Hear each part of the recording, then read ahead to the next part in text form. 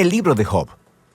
Es un libro muy profundo y único en la Biblia por muchas razones.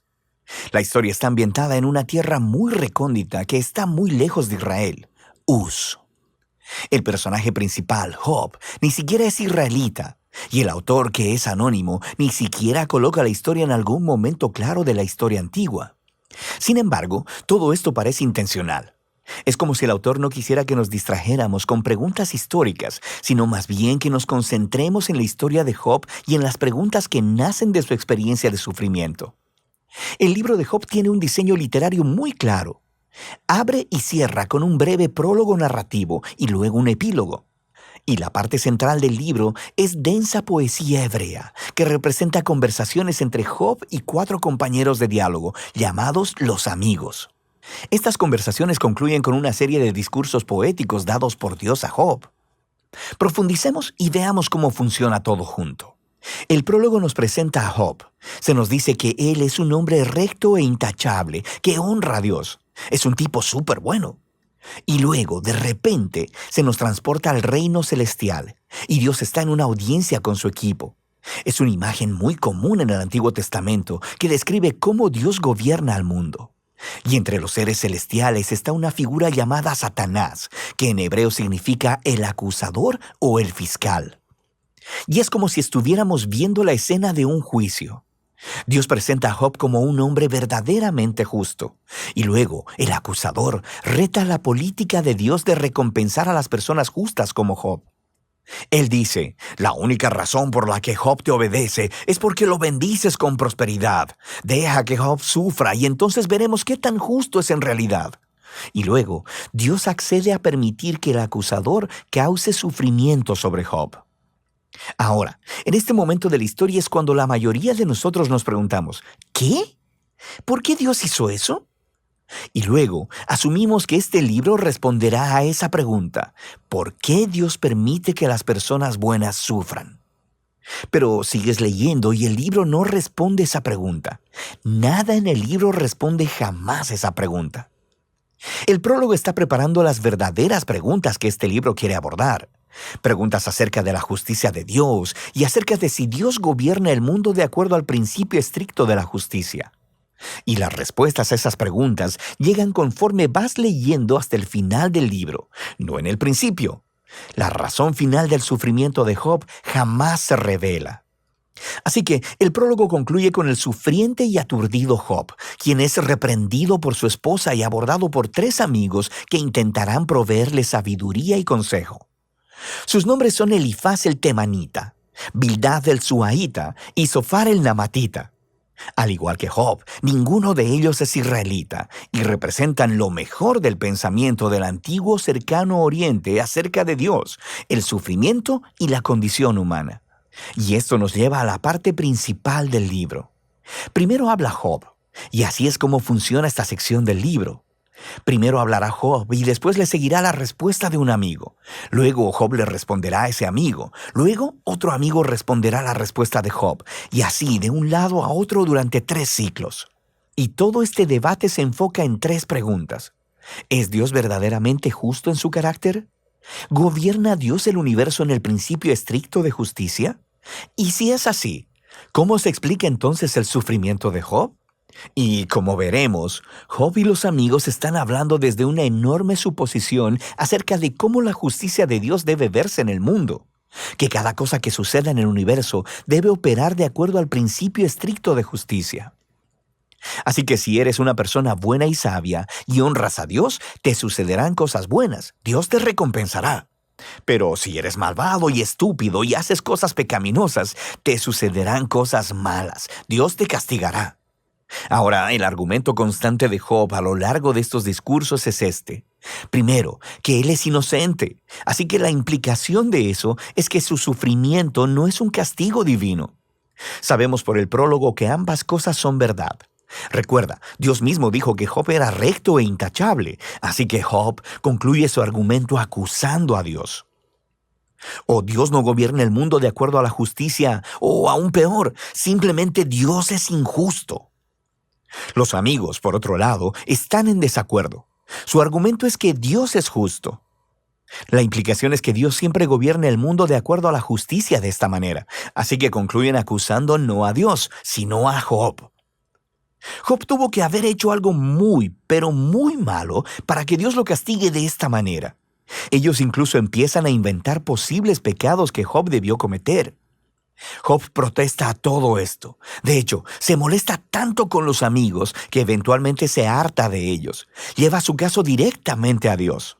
Ahora, algo que hay que tener en cuenta es que Job está en una montaña rusa emocional en estos poemas. Él pensaba que Dios era justo, pero ahora no puede reconciliar esto con su sufrimiento. Así que en algunos arranques, él acusará a Dios de ser un bravucón.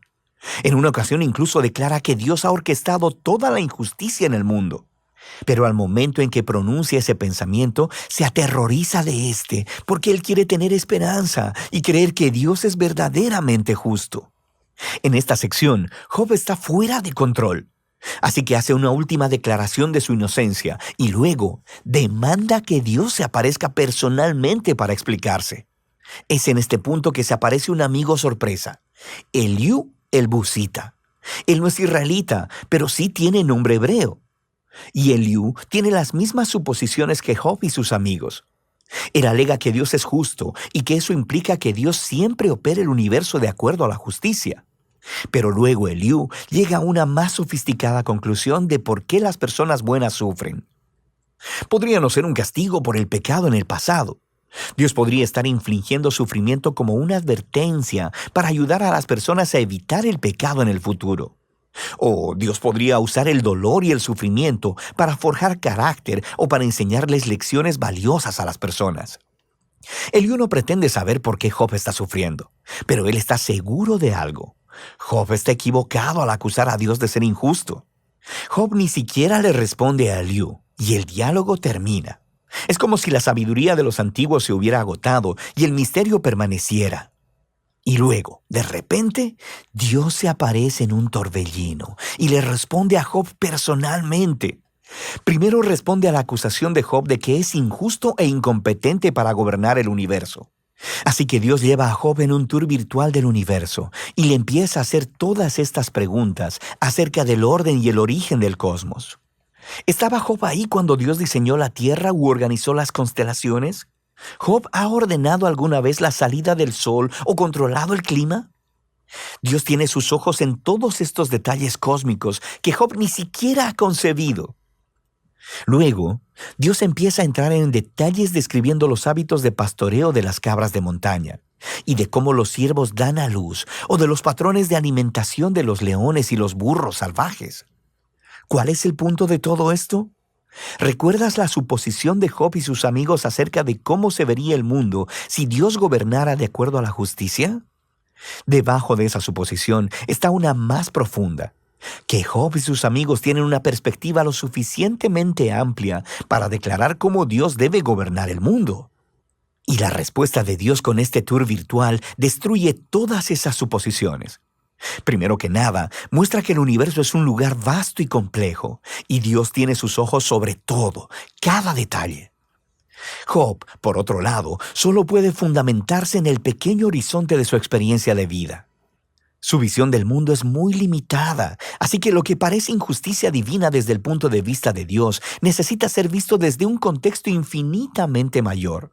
Job simplemente no está en la posición para hacer una acusación tan grande acerca de Dios. Después del tour virtual, Dios le pregunta a Job si le gustaría administrar cada detalle del mundo por un día, de acuerdo al principio estricto de justicia que Job y sus amigos asumieron, castigando cada mala obra de cada persona a cada momento con la retribución exacta.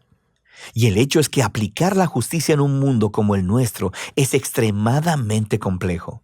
Nunca es blanco y negro como Job y sus amigos parecen pensar, lo que lleva al punto final de Dios.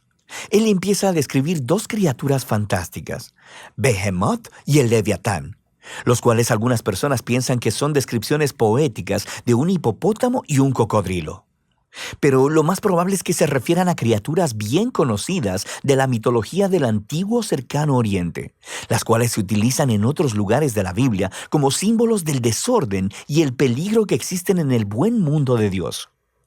Estas criaturas no son malvadas. Dios, de hecho, está bastante orgulloso de ellas, pero tampoco son muy seguras. El punto es que el mundo de Dios es asombroso y muy bueno, pero no es perfecto y no siempre seguro. El mundo de Dios tiene orden y belleza, pero también es salvaje y a veces peligroso, como estas dos criaturas fantásticas. Así que volvemos a la gran pregunta del sufrimiento de Job. ¿Por qué hay sufrimiento en el mundo de Dios? Ya sea que venga de los terremotos, los animales salvajes o de otros humanos, Dios no explica por qué.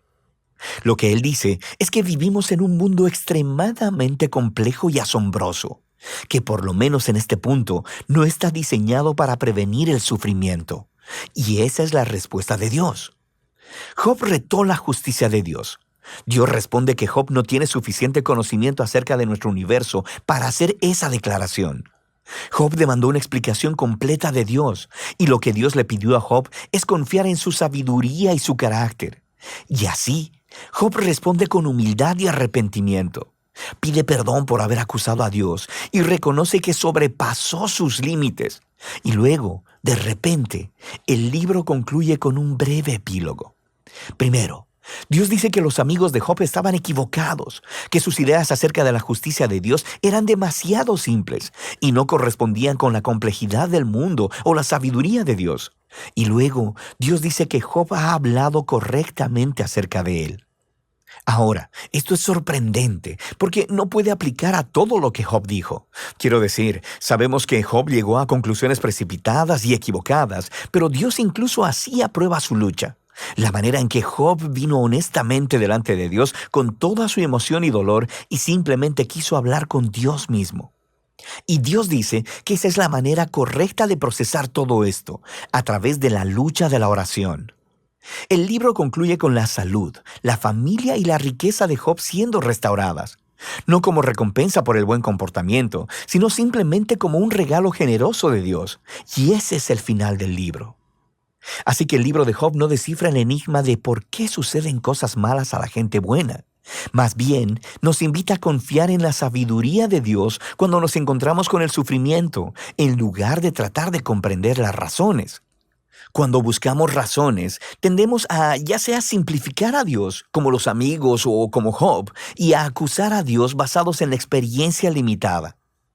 Y así es que el libro nos invita a llevar nuestro dolor y nuestro pesar con honestidad delante de Dios y a confiar en que a Él realmente le importa y sabe lo que está haciendo. Y de eso trata el libro de Job.